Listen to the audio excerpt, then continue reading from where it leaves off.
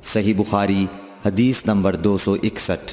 حضرت عائشہ رضی اللہ تعالی عنہا نے فرمایا کہ میں اور نبی کریم صلی اللہ علیہ وسلم ایک برتن میں اس طرح غسل کرتے تھے کہ ہمارے ہاتھ باری باری اس میں پڑتے تھے۔ صحیح بخاری حدیث نمبر 262۔ حضرت عائشہ رضی اللہ تعالی عنہا نے فرمایا کہ جب رسول اللہ صلی اللہ علیہ وسلم غسل جنابت فرماتے تو پہلے اپنا ہاتھ دھوتے۔ صحیح بخاری حدیث نمبر 263۔ حضرت عائشہ رضی اللہ تعالی عنہا نے کہا کہ میں اور نبی کریم صلی اللہ علیہ وسلم دونوں مل کر ایک ہی برتن میں غسل جنابت کرتے تھے۔ صحیح بخاری حدیث نمبر 264۔ نبی کریم صلی اللہ علیہ وسلم اور آپ کی کوئی زوجہ مطہرہ ایک برتن میں غسل کرتے تھے۔ صحیح بخاری حدیث نمبر 265۔ میمونہ بنت حارث رضی اللہ تعالی عنہا نے کہا کہ میں نے حضرت صلی اللہ علیہ وسلم کے لیے غسل کا پانی رکھا اور پردہ کر دیا۔ آپ نے پہلے غسل میں اپنے ہاتھ پر پانی ڈالا اور اسے 1 یا 2 بار دھویا۔ سلیمان اعمش کہتے ہیں کہ مجھے یاد نہیں راوی سالم بن ابی الجعد نے تیسری بار کا بھی ذکر کیا یا نہیں۔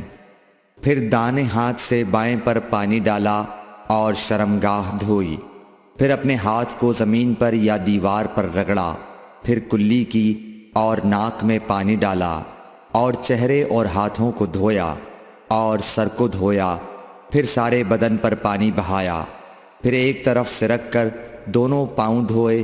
بعد میں نے ایک کپڑا دیا تو آپ نے اپنے ہاتھ سے اشارہ کیا اس طرح کہ اسے ہٹاؤ، اور آپ نے اس کپڑے کا ارادہ نہیں فرمایا۔ صحیح بخاری حدیث نمبر 266۔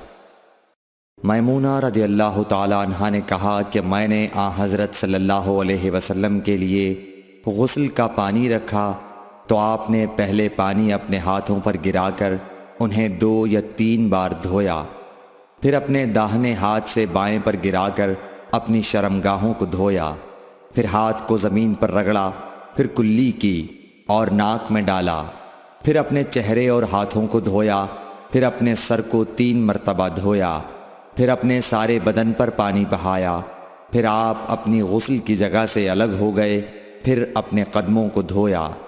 صحیح بخاری حدیث نمبر 267۔ حضرت عائشہ رضی اللہ تعالی عنہا نے فرمایا اللہ ابو عبد الرحمن پر رحم فرمائے، میں نے تو رسول اللہ صلی اللہ علیہ وسلم کو خوشبو لگائی، پھر آپ اپنی تمام ازواج مطہرات کے پاس تشریف لے گئے اور صبح کو احرام اس حالت میں باندھا کہ خوشبو سے بدن مہک رہا تھا۔ صحیح بخاری حدیث نمبر 268۔ نبی کریم صلی اللہ علیہ وسلم دن اور رات کے ایک ہی وقت میں اپنی تمام ازواج مطہرات کے پاس گئے، اور یہ 11 تھیں، 9 منکوحہ اور 2 لونڈیاں۔ راوی نے کہا میں نے انس سے پوچھا کہ حضور صلی اللہ علیہ وسلم اس کی طاقت رکھتے تھے؟ تو آپ نے فرمایا کہ ہم آپس میں کہا کرتے تھے کہ آپ کو 30 مردوں کے برابر طاقت دی گئی ہے۔ صحیح بخاری حدیث نمبر 269۔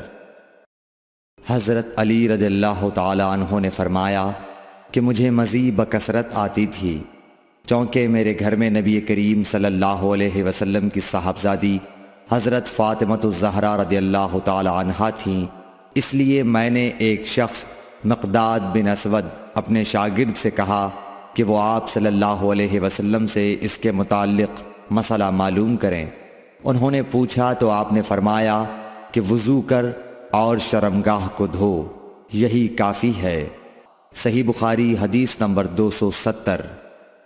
حضرت عائشہ رضی اللہ تعالی عنہ نے فرمایا میں نے خود نبی صلی اللہ علیہ وسلم کو خوشبو لگائی، پھر آپ اپنی تمام ازواج کے پاس گئے اور اس کے بعد احرام باندھا۔